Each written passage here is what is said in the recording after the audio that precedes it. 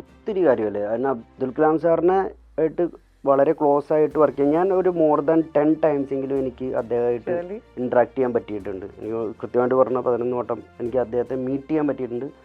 3 വട്ടം ഇൻസ്റ്റിറ്റ്യൂഷൻസിൽ ഞാൻ ഇൻവൈറ്റ് ചെയ്തുകൊണ്ട് അദ്ദേഹം വന്നിട്ടുണ്ട്.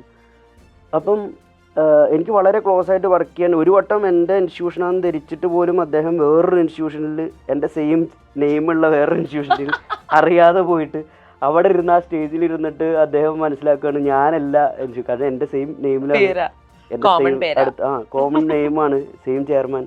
അദ്ദേഹം അവിടെ ഇരുന്നിട്ട് എന്നെ വിളിച്ച്